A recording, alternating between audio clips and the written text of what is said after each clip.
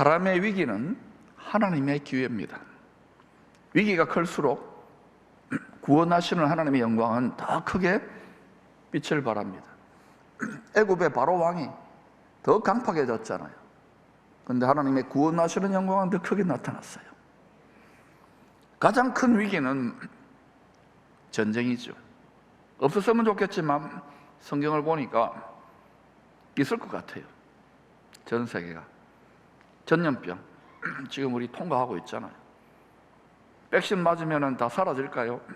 죄가 사라지면 사라져요. 그 다음에 기근, 경제적인 위기, 전염병, 전쟁, 그리고 기근, 이 세 가지는 늘 이 땅에 존재하는 그런 위기지요.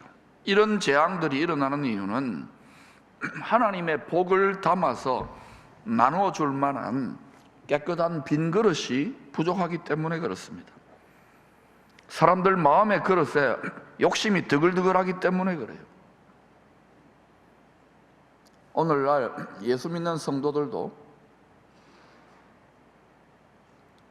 깨끗하게 비워진 그릇인지를 우리는 진지하게 자기 내면을 점검해야 돼요. 레위기 26장은 세상 모든 나라들의 복의 근원이 되어야 될 깨끗한 그릇, 제사장 나라의 복과 저주, 상과 벌이 임하는 법칙을 설명하고 있습니다. 하나님 말씀에 순종하느냐, 불순종하느냐가 그 기준입니다. 믿는다 그러고 불순종하면은 열심히 자기를 믿는다 그러는데 말씀에 불순종하면 믿음이 작동이 안 돼. 그래서 그 믿음을 죽은 믿음이라 그러는 거예요. 제사장 나라는 모든 나라들의 복과 저주의 글로벌 스탠다드가 되기 때문에 책임이 더 막중합니다. 그래서 순종, 불순종에 따라 상과 벌도 몇 배나 더 컸던 것입니다. 먼저 택함을 받은 족속 이스라엘이라도 불순종하면 하늘을 닫고 땅을 굳게 하여 아무리 수고하고 열심히 일해도 기근이 들게 할 것을 경고했지요. 레위기서 26장 18절에서 20절입니다. 또 만일 너희가 그렇게까지 되어도 전쟁이 일어나고 전염병 생기고 큰 기근이 닥쳤는데도 내게 청종하지 아니하면 너희의 죄로 말미암아 내가 너희를 7배나 더 징벌하리라. 책임이 더 막중하기 때문에 그래요. 내가 너희의 세력으로 말미암은 교만을 꺾고 너희의 하늘을 철과 같게 하며 너희 땅을 녹과 같게 하리니 너희의 수고가 헛될지라. 땅은 그 산물을 내지 아니하고 땅의 나무는 그 열매를 맺지 아니하리라. 우리식으로 말하면 비즈니스가 안 된다는 거예요. 경기가 안 좋아진다는 거예요. 그런데 이 법이 예수 안에서 나중에 택함을 받게 된 족속인 우리들에게도 그대로 적용됩니다. 아모스 선지자도 하나님의 백성들이 불순종함으로 온 땅에 임하게 될 경제적인 위기에 대해서 예언했습니다. 아모스 8장 11절 같이 읽어보십시다. 시작. 주 여호와의 말씀이니라. 보라, 날이 이를지라 내가 기근을 땅에 보내리니 양식이 없어 주림이 아니며 물이 없어 가람이 아니요 여호와의 말씀을 듣지 못한 기갈이라. 앞으로요, 참된 구원의 복음의 말씀을 간직하지 못하기 때문에, 듣지 못하기 때문에 이 세상에 큰 경제적인 위기를 겪게 됩니다. 기근을 보내는 거예요. 경제적 위기에 대한 진단과 대책이 완전히 다릅니다. 세상의 초등학문은 경영, 경제, 정치 논리를 풀잖아요. 고차원적인 새 창조 해가시는 하나님의 법은요, 경제를 경제로 푸는 게 아니에요. 말씀으로 풀어야 돼요. 이것을 믿는 것이 크리스찬입니다. 믿음은 뭐냐? 경제와 관련해서 말하면은요, 돈을 이기는 능력입니다. 아멘? 돈 하나님 아닙니다. 만능을 역할을 하지만 전능은 아니에요. 여기 속으면은 믿음 안 자랍니다. 1만 가지 변명을 하게 되는 거예요. 용기를 내시기를 축원합니다. 복의 근원이 되어야 될 왕 같은 제사장들의 영적 기근 때문에. 왜 영적 기근이 옵니까? 말씀을 들어도 순종하지 않기 때문에. 영적 기근 때문에 이 세상에 물질적인 기근이 생긴다는 이치입니다. 축복을 흘려보내야 될 하나님의 소유가 된 백성들의 영적 기근이 해결되어지면, 말씀으로 충만해지고 성령으로 충만해지고 영혼이 풍요로워지면, 이상한 게 아니라 하나님의 법대로 땅의 경제적인 기근은 해결될 수 있다 이 말입니다. 그런데도 여러분 중에는 이 세상에 세뇌가 많이 되어 있기 때문에 또 목사 같은 소리 하네, 이렇게 벌써 딱 마음에 벽을 치고 있는 분들이 있어요. 부탁입니다. 벽을 조금 낮추시기를 바랍니다. 여러분이 여기서 듣고 세상으로 나가면 이 말과는 전혀 다른 가치관과 말과 지식들과 논리들이 이 세상을 거의 지배하고 있잖아요. 구별되게 살아야 됩니다. 그런데 이 세상 임금, 불법적 임금이죠. 거짓의 아비는 야, 뭐니 돈이야. 육신의 풍요에 집착하도록 자꾸 세뇌를 시켜요. 학교에서도 거의 대부분 그런 교육 아닙니까? 왜 열심히 공부합니까? 신분 상승이죠. 돈 많이 벌기 위해서. 그러니까 여러 가지 있지만 산업공상의 시대가 아니에요. 돈이 제일 으뜸이 되는 시대로 점점 세상이 돌아가고 있는 거예요. 이 가치관을 제대로 정립하지 못하면 많은 것을 하고 피라미드의 정점에서 훅 하고 한 방에 영혼을 잃어버리는 거예요. 그러므로 여러분이 많이 맡으려면 더 말씀 충만, 성령 충만, 영혼을 잘 지켜야 되는 거예요.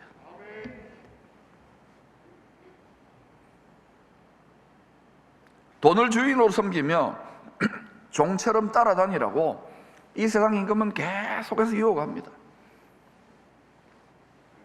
믿음의 가장 큰 도전이, 일만하게 근원이 돈과 하나님을 겸하여 섬길 수 없고, 이 신이거든요. 만몬 신. 근데도 다 주여 주여 하고 잘 하지만 보면은 그 삶의 내용을 보면은 이 부분에 정말 제대로 하나님의 원리를 깨달아서 적용해내는 분들이 얼마나 될까? 이건 싸움이 있어요. 체험이 돼야 되는 거예요. 그러니까 하나님이 많은 물질을 맡기는 분들을 보면은 이 돈이 하나님이 아니라는 것을 깨닫게 하려고 철저하게 연단해요. 아주 철저하게 연단한 다음에 하나님이 하나님의 복을 주셔 하나님의 자원을 맡길 만한 거부가 되게 하시죠. 그렇지 않으면 저도 못하고요, 세상 방식으로 그냥 더 악취를 풍기는 방식으로 하게 되기 때문에 함부로 안 주시는 거예요. 왜? 사랑하는 자식들의 영혼이 망쳐지기 때문에. 그런 말 하잖아요. 부잣집에 효자 없다고. 오히려 가난한 집에 효자들이 더 많다고. 그러니까 여러분, 성도들까지도 배교하게 되면, 배도와 배교의 이유가 뭔지 아십니까? 신학적인 교리적인 이유도 있겠지만 근본적으로는 뭡니까? 이 세상 돈 때문이에요. 예수 그리스도를 배도하지 마시기를 축원합니다. 순애야, 김중배의 다이아가 그렇게 좋았느냐? 여러분, 수일 오빠를, 예수 그리스도를 향한 순결을 지킬 수 있기를 축원합니다. 반대로 돈이 종처럼 따라오는 주인된 삶을 살려면 말씀이 뭐라고 합니까? 예수님이 주여라고 했습니다. 예수님을 주인으로 믿고 말씀에 순종해야 돼요. 이것을 믿는 것이, 이것을 어떤 상황에서 믿어내는 것이 굳건한 믿음이요, 흔들리지 않는 믿음이요, 강한 믿음입니다. 교회 안에서도 예의적으로 하는 말이 뭡니까? 저는 믿음이 안 좋습니다. 믿음이 안 좋습니다. 그 좋은 말이 아니에요. 흔들린다는 말이에요. 돈을 따라, 이 세상을 따라 근심, 걱정, 염려를 못 이긴다는 거예요. 두려움을 못 이긴다는 거예요. 진짜 믿음이 좋으면은 뒤에는 애굽의 군대가 오고 앞에는 시퍼런 홍해 바다, 사망의 바다가 있는데도 그 사이에서 평정심을 지키는 거예요. 이게 쉽지 않습니다. 저도 아멘 했지만 쉽지 않아요. 이게 스트레스가 쌓이고 이렇게 될 때 이걸 이제 배워 나가야 되는 거예요. 아멘. 함께 배워 나가십시다. 말씀에 답이 다 있는 거예요. 체험하셔야 되는 거예요. 그냥 머리 지식이 아니라 체험적 지식이 되어야 되는 거예요. 이렇게 우리가 예수님을 주인으로 믿고 생사화복의 주인으로 믿고 말씀에 순종하면 영혼의 풍요를 따라, 영혼의 풍요가 뭡니까? 내 마음이 평안한 거예요. 감사한 거예요. 기쁘고 찬양이 나오는 거예요. 이 세상의 상황, 은행 잔고의 상황과 무관하게 내 마음에 그 고백이 일어나야 되는 거예요. 그때 풍요를 따라 범사가 잘 되고 참된 풍요를 누릴 수 있습니다. 참된 풍요가 무엇입니까? 영혼, 육의 샬롬, 샬롬, 샬롬이에요. 풍요란 건 물질적인 개념만이 아니에요. 많은 물질을 맡길 만한, 통로가 될 만한 사람 하나님이 많이 맡기시지만, 많이 맡길 자원이 안 되는 사람은, 또 그 은사가 아닌 분은 영혼의 풍요로도 충분해요. 그런 의미에서 저는 코로나 기간 동안에 제가 제일 부자가 된 것 같아요. 빌리러 올래요? 제 마음이 부자인 거예요. 계속해서 예수 믿고 주님의 사명과 복음과 이 길을 걸어간다는 은혜가 넘치는구나, 감사하는구나, 행복하고 누구도 못 빼앗아가. 내 마음속에 있는 참된 평화, 참된 행복과 참된 감사와 참된 기쁨 누구도 빼앗아갈 수 없어. 사도 바울도 더 열악한 순교할 수 있는 상황에서도 빌립보 감옥에서 기쁘다, 항상 기뻐하라. 할렐루야. 믿음의 실력자가 되시기를 축원합니다. 교회 다른 거 아무리 잘해도 소용없어요. 아무리 세상적으로 뭐 잘나고 뽐나고 소용없어요. 믿음이 좋아져야 돼요. 주를 향한 사랑이 최고예요. 축구 선수는 축구 제일 잘하는 게 좋아요. 손흥민 선수가 뭐 영화 배우 잘해봤자 소용없어요. 축구 제일 잘하니까 왕노릇 하는 거예요. 믿음 좋아져야 되는 거예요. 헛된 데에 마음 쏟지 마시라고. 요셉은 창세기 37장부터 50장까지 야곱 집안의 막내 아들, 재벌집 막내 아들 드라마의 주인공으로 등장합니다. 많은 생명을 살리기 원하시는 하나님의 꿈을 꾸는 자였습니다. 17살에 2번 꿈을 꿉니다.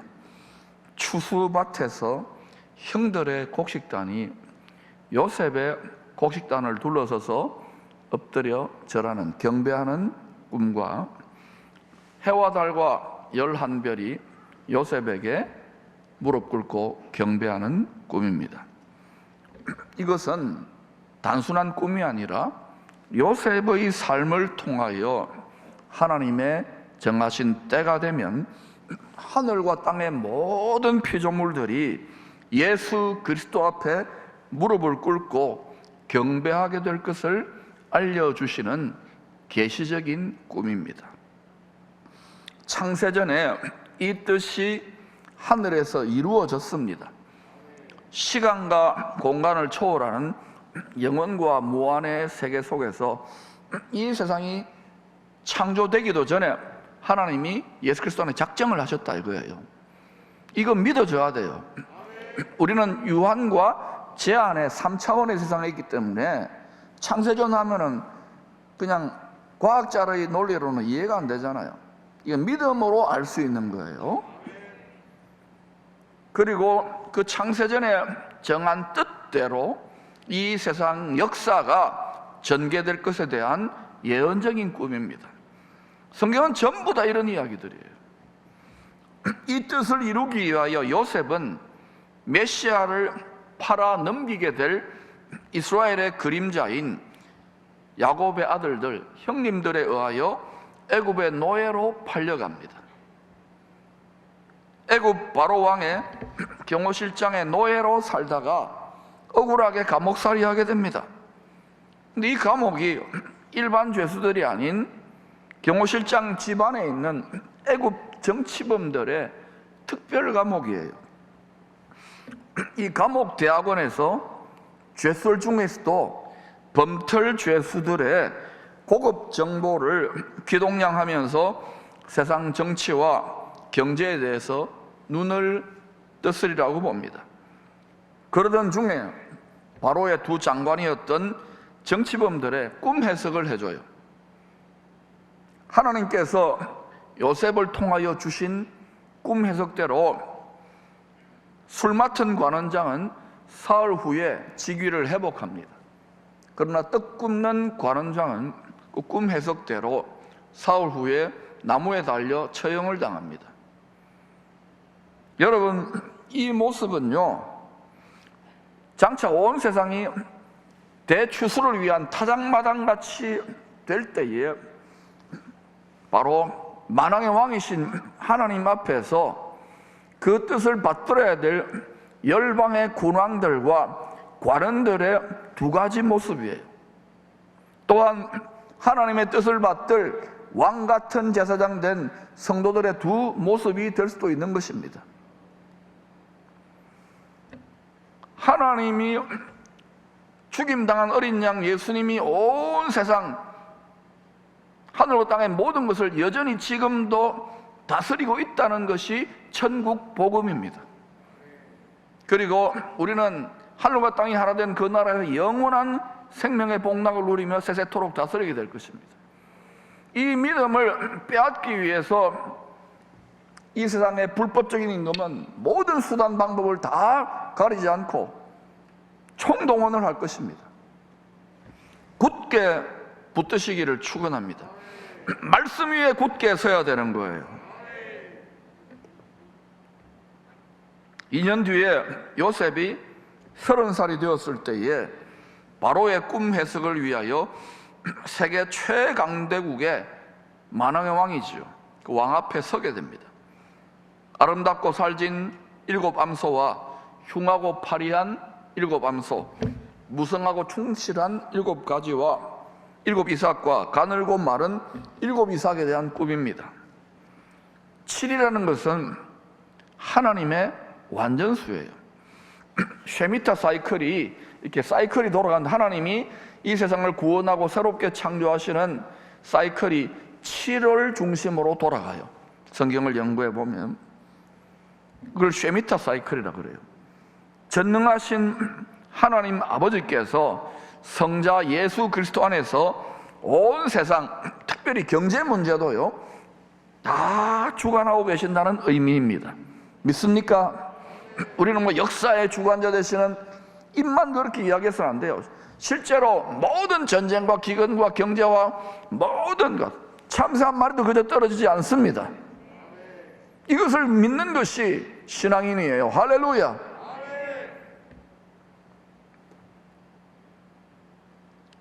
이 세상이 왜 이 지경이냐고요? 불법적인 이 세상에 신이 있잖아요. 불법적인 이 세상의 임금이 반드시 폐위하고 영원한 격리 심판에 들어가야 그리스도의 나라, 아버지의 나라가 세워질 것 아닙니까? 하나님이 만들어 놓은 세상은 이렇지 않았어요. 완전하고도 영원한 영광으로 빛나는 세상이었는데 반란을 일으킨 간신배가 있었다 이 말입니다. 피조물이 창조주에게 도전했기 때문에 반드시 그 피조물은 자기의 끝이 창조주를 이길 수 없다는 것을 알아요. 우리는 이긴 싸움에 참여하고 있는 것입니다. 우리의 육신이 죽어도 죽지 않는 거예요. 할렐루야. 장차 영광의 몸, 부활의 몸을 입고 주와 함께 다스리게 될 것입니다. 육신을 따라 육신의 생명이 전부 다인 양 신앙생활하면 안 돼요. 그러면 변질되고 썩어지고 점점 나이 들어갈수록 아이고 믿어도 소용없네 이런 소리밖에 못해요. 그러나 영원 속사람을 잘 먹이고 말씀을 먹고 무럭무럭 자라나면 내 겉사람은 점점 나이 들어가고 병 들어가고 늙어가지만 내 속사람은 날로 날로 하늘의 영광과 꿈을 향하여 날로 날로 새로워지는 거야. 할렐루야. 저는 저의 노년이 기대됩니다. 약간 흰머리 나왔는데 이제 점점 많아지겠죠. 기대돼요. 내 속사람은 더 새로울 것이니까. 할렐루야. 여러분도 우리 함께 인생의 노년기가 다가올수록 우리 영혼은 속사람은 황금기를 추구하는 복된 인생의 주인공들이 되시기를 축원합니다. 이 세상은 메시아를 통하여 많은 생명을 구원하시려는 뜻을 이루기 위하여 풍년과 흉년이 때를 따라 계속 교차될 것입니다. 마지막에는 경제 번영이 경제 위기에 삼켜지게 될 것입니다. 그리고 그 큰 혼란 뒤에 다시금 주님이 오셔서 다스리는 그 나라의 번영이 또 시작될 거예요. 그러니까 여러분 텔레비에 나오듯이 세상 끝났다, 핵폭탄 다 망한다, 지구가 쪼개진다, 그런 거 없어요. 여러분, 하나님이 딱 붙잡고 있는 거예요. 하나님이 누가 하나님의 알곡으로 나의 형상을 회복한 말씀대로 순종하는 알곡들인지를 가려내시기 위한, 그리고 원수를 격리 심판하기 위한 하나님의 뜻 가운데 전개되는 일이에요. 주관자시기 때문에 그래요. 요한계시록 13장에서 18장은 이 세상 경제 시스템이 장차 어떤 식으로 작동될 것인지 미리 보여주고 있습니다. 이 세상은요, 자본주의나 공산주의 시스템이 아닙니다. 전체주의 경제 시스템으로, 결국은 어때요? 전체주의 경제 시스템으로 하나님이 한꺼번에 다 묶어서 처리하실 거예요. 성경이 환하게 계시하고 있잖아요. 그리고 또 그런 방향으로 지금 야금야금 전개되고 있는 것을 통찰할 수 있기를 축원합니다. 이러한 때에 요셉의 장막, 즉 예수 그리스도, 예수 메시아의 장막 안에서 보호를 받는 사람들은 누가 될 것인지도 성경에, 특별히 요한계시록에 다 알려주고 있지 않습니까? 하나님의 말씀을 무시하면 안 됩니다. 하나님 말씀을 믿고 두려워 떨며 순종하시기를 축원합니다. 창세기 47장 20절부터 26절은 흉년이 더 심해지자 제사장들을 제외한 애굽 모든 사람들이 토지와 몸을 팔아가지고요, 바로의 소유가 되는 것을 보여줍니다. 즉 먹고 사는 문제로 세상 사람들이 세상 임금의 노예될 것을 알려주고 있는 것입니다. 뭐 그런 일이 일어날까? 우리는 지금 너무 등 따시고 편안하고 배부른 시대를 살아가기 때문에 전혀 그런 거 생각도 안 할 거예요. 그러나 성경대로 역사는 전개될 것입니다. 지금 평안하고 안전할 때 준비해야 되는 것입니다. 이 사건의 확대 버전이 경제적 매매를 통제하는 표를 통하여 사람들을 자기 소유로 삼으려고 하는 원수의 괴계가 지금 서서히 준비되고 있잖아요. 결국은 경제 위기를 통하여 하나님의 소유가 된 백성들까지도 자기 소유로 삼으려고 하는 세상 임금의 올무가 예비되고 있어요. 이 올무를 어떻게 벗어날 수 있는가? 새 사냥꾼의 올무를 어떻게 벗어날 수 있는가? 여러분, 이 올무를 벗어날 수 있도록 하나님께서 큰 기쁨의 좋은 소식, 복된 소식, 굿뉴스를 우리를 위해 예비해 놓으신 것입니다. 그 세 가지로 요약해 보겠습니다. 첫 번째, 곳간 창고 열쇠를 쥐고 있는 요셉에게 야곱의 가족들과 세상 사람들이 나아갈 수밖에 없는 상황, 경제 위기를 허락하신 뜻을 이해해야 하는 거예요. 우리는 아이고야 세상에 왜 이렇노, 이렇게 가면 안 돼요. 성경을 알아야 되는 거예요. 즉 다윗의 열쇠를 가지신, 열면 닫을 사람이 없고 닫으면 열 사람이 없는 주권자 되시는 주 예수 메시아께 나아가 많은 생명들이 구원을 받도록 하기 위하여 이 상황이 예비되어지는 거예요. 할렐루야. 그리고 그렇게 해서 그레이티스트 리셋이 일어나고 난 다음에 다시금 예수 그리스도가 왕노릇하는 나라의 번영이 시작될 것입니다. 두 번째로 7년 흉년 2년째에 이방인 애굽 치리자로 살았던 요셉은 자신을 팔아 넘긴 형들에게 자기 정체를 밝히게 됩니다. 즉 온 세상 경제 위기가 점점 커져갈 때 이스라엘이 예수가 메시아구나, 메시아 예수 안에서 화목하게 되는 일이 일어나게 될 것입니다. 즉 구원받는 일이 일어난다는 거예요. 그리고 지금은 예수 믿는 특별히 크리스찬들과 유대교 사람들은 이 앙숙이 되어 있어요. 그냥 예수하면 이를 갑니다. 왜냐하면 지난 2000년 특별히 서구교회가 유대인들을 힘들게 하고 핍박하는데 앞장섰던 것이 크리스찬이 서구교회였습니다. 예수적인 사람들이 되거죠. 역사를 보면 그래요. 그런데 이제 어떤 일이 일어나냐, 아마 특별히 우리 한국이 그런 일에 앞장설 것인데, 룻과 같은 이방 교회의 룻과 같은 이방 교회들이 다른 아닙니다. 오르바가 아닌 룻과 같은 이방 교회들이 나오미와 같은 이스라엘 교회의 성도들과 화목하게 되는, 원수된 장벽이 무너지고 예수 메시아 안에서 하나로 합하게 되는 일들이 일어나게 될 것입니다. 지금은 조금씩 그런 상황들을 감독께서 연출해 가고 계시죠.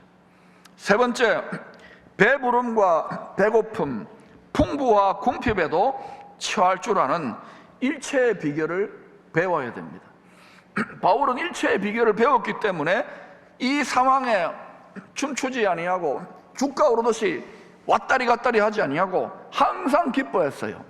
범사에 감사했어요. 쉬지 않고 기도했어요. 할렐루야. 쉬지 않고 기도하지 않고 쉬지 않고 말씀 보지 않고 어떻게 항상 감사할 수 있고 어떻게 항상 범사에 기뻐할 수 있어요? 감사할 수 있어요. 그러니까 여러분, 우리 믿음의 내공이 다 뽀록 나는 거예요. 좀 힘들고 어려운 도전이 크면 클수록 사명이 많고 연단이 많고 더 주님의 형상을 많이 맡아서 많이 다스려야 될 사람들은 더 연단이 더 커요.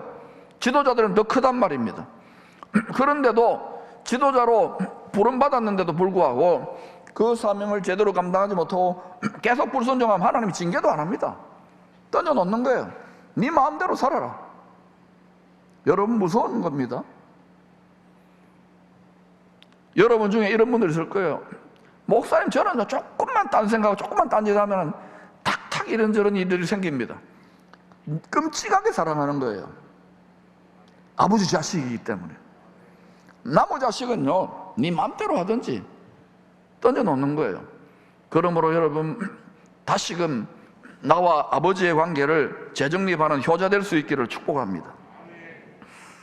우리가 피곤하고 곤비하여 넘어지며 쓰러질 때에 하늘 지성소 은혜의 보좌에 계시는 주님을 바라봄으로, 여호와를 앙망하는 거예요. 주님을 바라봄으로 독수리가 날개치며 올라간 같은 새 힘을 얻는 신령한 노하우를 배워야 되는 것입니다. 아까 우리 박태진 집사님 가정에 아주 그냥 인생을 포기할 듯이 4, 5년 전에 그랬잖아요. 근데 기도하며 절박하니까 더 열심히 주님을 전심으로 찾으니까 온 가족이, 그리고 지금 이렇게 불황기인데도 더 잘 되잖아요. 영혼의 풍요가 있잖아요. 그런데 이전에 열심히 내었던 분들은 물질적인 풍요에 만족해가지고 나는 괜찮아, 나는 부자야, 나는 뭐 부족한 게 없어. 과연 그럴까요? 라오디게아 교인들 향해 주님이 뭐라고 했나요? 네 가련한 것과 네 속사람이 공고한 것과 네 불쌍한 것과 네 비참한 것을 네가 알라 그랬어요. 사랑하는 여러분, 불꽃 같은 주님의 눈으로 우리의 내면을 감찰해야 되는 거예요. 겉사람이 아니면 사람들은 다 겉사람, 우리는 다 그걸 어느 정도 갖춰야 되겠지만 주님은 우리 속에 있는 중심이, 그 중심의 재단 위에 누가 올라가 있는지를 보는 거예요. 주 예수 그리스도 외에는, 말씀 외에는 다른 것들 올라오면 안 돼요.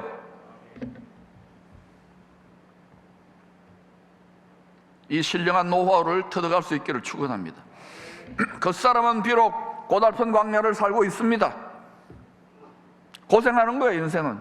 그러나 우리의 속사람은 큰 독수리 날개를 받아서 독수리 둥지, 바로 하늘의 보좌까지 높이 날아 올라가서 때를 따라 도우시는 은혜를 받는 이 체험이 계속 쌓여가야 되는 거예요.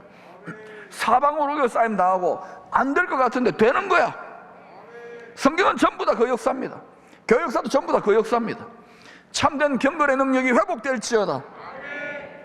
주님께서 요셉의 입을 빌려서 지금 이 고달픈 시대를 살아가는 우리들에게 주시는 복된 말씀, 약속의 말씀을 믿음으로 굳게 붙들기를 축원합니다.